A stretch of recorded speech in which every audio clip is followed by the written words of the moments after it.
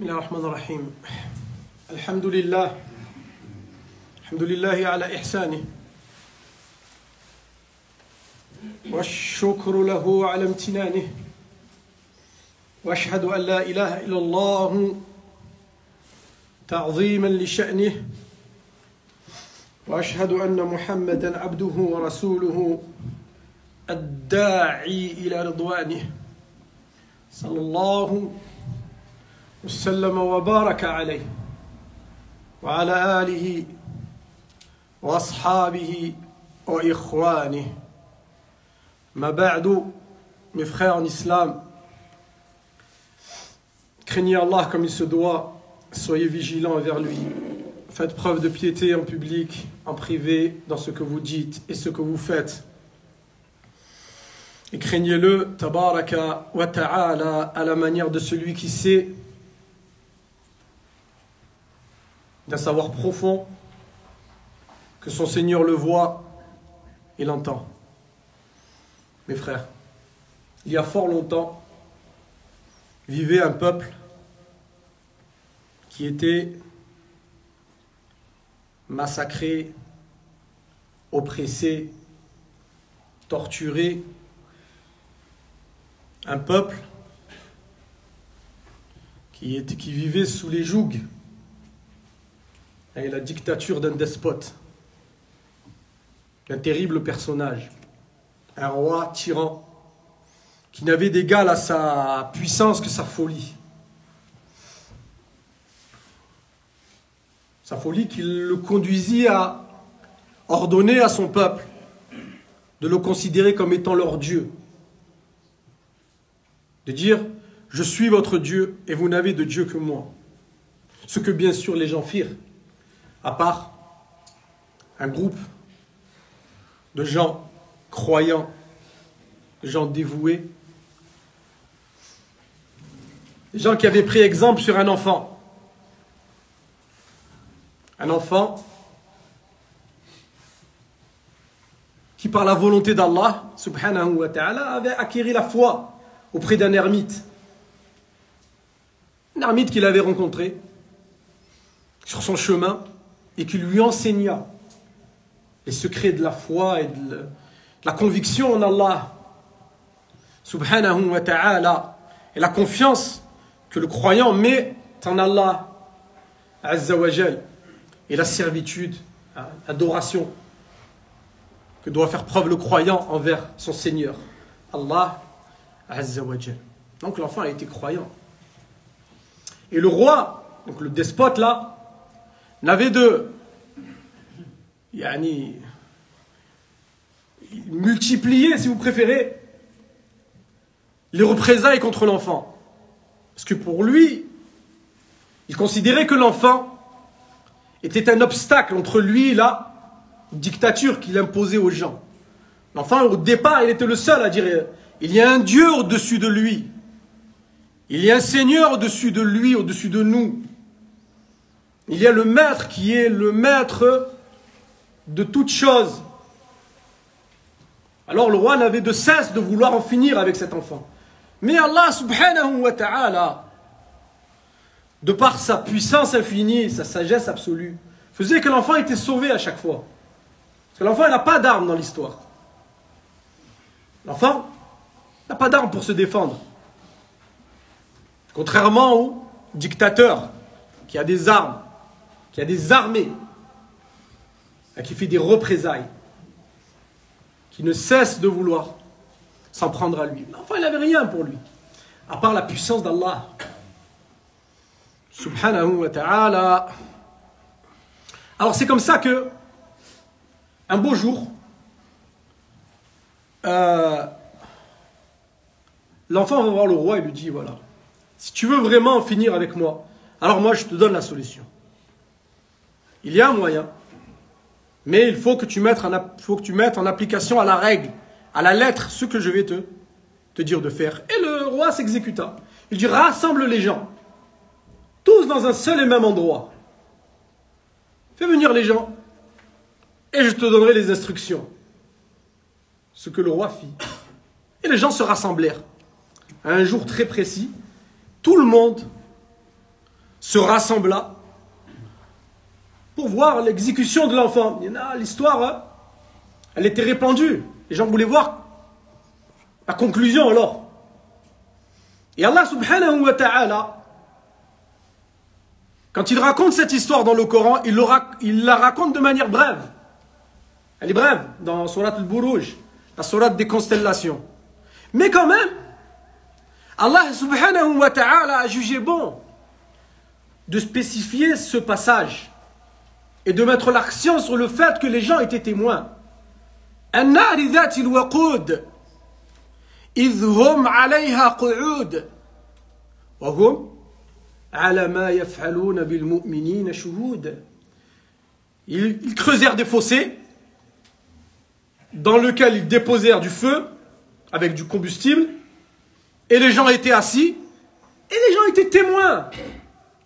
Tous les gens étaient témoins de ce qui était fait à ce peuple de croyants. Ils étaient martyrisés, oppressés, expulsés.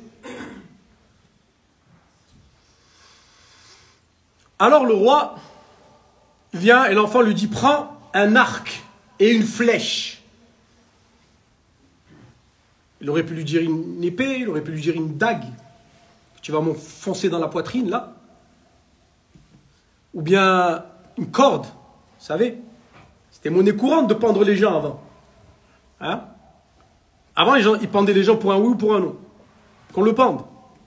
Non. Il dit, prends un arc et une flèche. Pour bien avoir la distance entre les gens. Là, il y a le point A et là, il y a le point B. Là, il y a le premier camp et là, il y a le deuxième camp. Là, il y a la vérité et là, il y a le faux. Prends un arc et une flèche.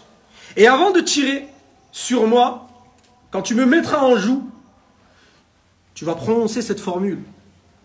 Bismillahi Rabbil Ghulam. Bismillahi Rabbil Ghulam. Je te tue au nom d'Allah, le Seigneur de cet enfant-là. Ce que le roi fit.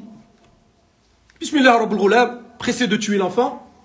Et l'enfant mourut sur place. Il a mis sa main sur sa joue, comme ça, de douleur. Et il est mort. Enfin, il est mort, sur place. Les gens, voyant ça, qu'est-ce qu'ils firent? Sur place. Déjà, la plupart des gens commençaient déjà à avoir la foi. Voyant le prodige qu'Allah Ta'ala faisait avec cet enfant. Les gens avaient la foi ou avaient commencé à avoir la foi. Tous, une seule et même voix, dirent alors, Amanna bi Rabbil Ghulam. Amanna bi Rabbil Ghulam. Amanna bi Rabbil Ghulam. Nous croyons, nous avons la certitude en qui? Plus au roi, plus à la dictature, mais bien au Seigneur de l'enfant, le Seigneur du roi, le Seigneur de l'univers. Nous croyons en lui. Si vous préférez, les gens avaient compris que quoi? Ben que notre dictateur là, c'est vrai, il a mis je dirais là, il a accompli son objectif de tuer l'enfant, qui était un obstacle pour lui. C'est vrai. Mais Allah a eu le dernier mot. Et c'est Allah Ta'ala qui a toujours le dernier mot. Tu l'as tué l'enfant. Mais tu l'as tué au nom d'Allah. Ramène-le maintenant. Donc l'enfant martyr, il est parti chez Allah. De bonnes choses l'attendent de l'autre côté. Parti, msha'an d'Allah. Il pourra le ramener. Toi aussi, tu vas partir chez Allah. Même si l'injustice, elle n'est pas jugée ici. L'injustice, elle reste, c'est-à-dire, elle n'est pas réparée. L'injustice, elle n'est pas. Mais là-bas, il y aura un jugement. C'est pour ça qu'Allah subhanahu wa ta'ala, il dit juste après avoir cité ce passage de la sourate, là, dans Surat al-Buruj, ce passage de l'histoire, il dit Inna alladhina fatanu al-mu'minina wal-mu'minat thumma lam yatubu falahum adhabu jahannam wa lahum adhabu al-hariq. Certes, ceux qui ont éprouvé les croyants et les croyantes et qui ne se sont pas répandus, ceux qui les ont persécutés, expulsés, chassés, tués, brûlés, Ils ont pris, les ont mis dans des fossés de flammes. Et ils ne se sont pas repentis. Là, il leur a donné le choix de se repentir. Pas vers quelqu'un ou vers une instance ou vers quoi que ce soit. Vers lui. Tabaraka wa ta'ala. Fahuwa ar-Rahman ar-Rahim. Il est le tout miséricordieux, le grand pardonneur et le très miséricordieux par excellence. S'il lui aurait demandé pardon, il n'y a aucun problème. Allah, il pardonne à celui qui se repent.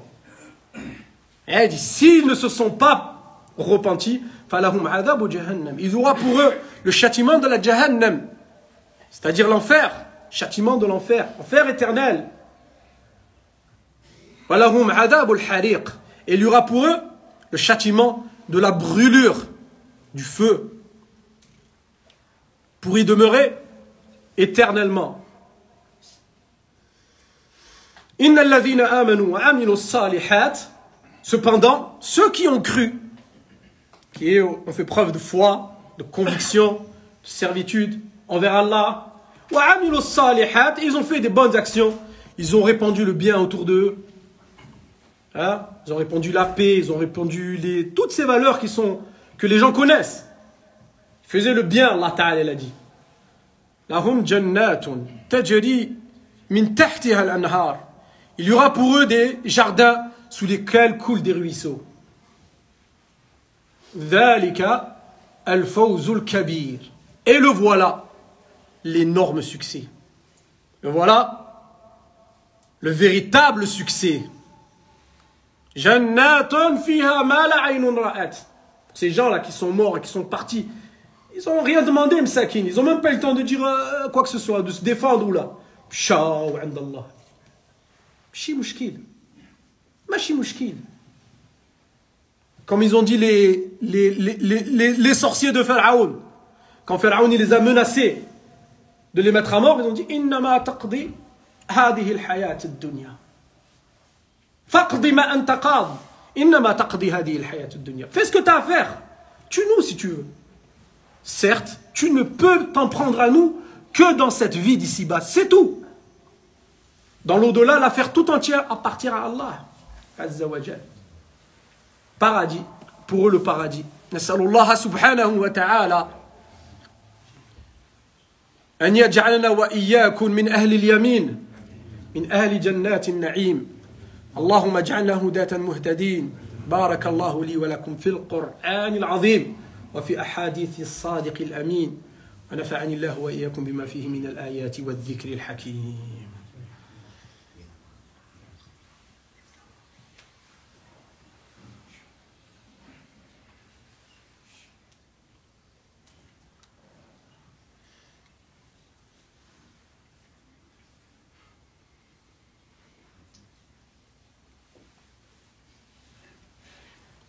بسم الله والحمد لله والصلاة والسلام على رسول الله وعلى آله وصحبه ومن والاه. Mes frères, l'histoire qu'on vient d'entendre, certains d'entre vous la connaissent, d'autres peut-être viennent de la découvrir, mais ce n'est qu'un résumé de cette histoire. Je vais vous donner un résumé de l'histoire, mais le sens global y est. Et cette histoire, c'est une histoire qui regorge d'enseignements, de sagesse, d'exhortation. L'histoire que le prophète Mohammed sallallahu alayhi wa sallam nous a racontée. Et parmi les sagesses de cette histoire, sagesse profonde que l'on va comprendre de cette histoire, c'est que le musulman, il est libre. Le musulman, il sera toujours libre. Le croyant, il est libre. Il est né libre et il reste libre jusqu'à ce qu'il rencontre Allah. Du moment qu'il a dit Ashhadu an la ilaha illallah. Je n'ai de Dieu digne d'être adoré à part Allah. Il est libre. Il s'est libéré de toutes les jougs, les contraintes, toutes les oppressions. Il est libre. Même si tu lui mets un fusil sur la tempe. Même si tu lui mets un fusil sur la tempe, il restera libre, le musulman. Jusqu'à ce qu'il rencontre son Seigneur. Parce que dans l'islam, il n'y a pas une chose qui s'appelle la dictature. Allah Ta'ala a donné au choix aux croyants, aux musulmans, d'être libres. Même s'il est oppressé, même s'il est torturé. Comme on a vu dans cette histoire, l'histoire des fossés. Ashab al-Ukhdud. Ils sont restés des gens libres. Et le croyant, il a cette capacité, le vrai musulman, je parle. Pas celui qui est vendu, bien sûr. Mais le vrai musulman, il est libre. Jusqu'à la fin. Même celui qui n'est pas musulman, Allah Ta'ala lui a donné la liberté de croire ou de ne pas croire. فَمَنْ شَاءَ مِنْكُمْ فَلْيُؤْمِنْ وَمَنْ شَاءَ مِنْكُمْ فَلْيَكْفُرْ. Quiconque parmi vous veut croire, qu'il croit. Et quiconque parmi vous refuse de croire, qu'il mécroit. Il est libre. Personne, l'islam jamais te force. L'islam jamais te force. L'islam est contre la dictature. La dictature, c'est quoi? Si on veut résumer, il y en a eu des dictatures. Il y en a eu des dictatures dans l'histoire de l'humanité. Des dictatures dont l'islam n'en fait pas partie, bien sûr. Mais si on veut résumer, on veut résumer la dictature en une phrase. En une phrase. C'est soit tu es avec moi, soit tu es contre moi. Voilà, c'est ça la dictature. Si tu n'es pas avec moi, alors je considère que tu es contre moi. Je vais te combattre. Et c'est comme ça que les gens opèrent. Si dans la vie d'ici-bas, l'injustice, elle reste impayée, il y a une justice dans l'au-delà. Même les animaux. Le prophète Mohammed sallallahu alayhi wa sallam a dit, Allah jugera entre eux. Même les animaux. Même les animaux. Vous savez, dès que le bélier, là, qui a des grosses cornes, là, quand il rentre dans l'autre bélier, là, l'autre, il n'a pas de cornes. Il n'a pas de cornes pour se défendre. C'est normal qu'il va y avoir une injustice. Et Allah subhanahu wa ta'ala, il les ressuscitera, même les béliers, les animaux qui n'ont pas de conscience. Pourquoi? Pour que sa justice éclate au grand jour, le jour de la résurrection. Il dit, même ceux-là, je jugerai entre eux. C'est pour ça que c'est un jour qui dure 50 000 ans. Et Allah, il jugera entre eux. Même dans le monde animal, il peut y avoir des injustices. Mais même s'il y a des injustices dans le monde animal, ça reste toujours... Il y a toujours une sagesse derrière ça. Il y a toujours un équilibre. Vrai ou faux? Il y a toujours un équilibre. C'est jamais déséquilibré comme ça, là. اللهم انصر الإسلام والمسلمين وأعز الإسلام والمسلمين اللهم انصر من نصر الإسلام والمسلمين وأعز من عز الإسلام والمسلمين اللهم اجمع كلمة المسلمين اللهم اجمع شملهم ووحد كلمتهم وأصلح ذات بينهم ووحد صفوفهم واجمعنا جميعا على قول لا إله إلا الله محمد رسول الله ربنا آتنا في الدنيا حسنة وفي الآخرة حسنة وقنا عذاب النار سبحان ربك رب العزة عما يصفون وسلام على المرسلين والحمد لله رب العالمين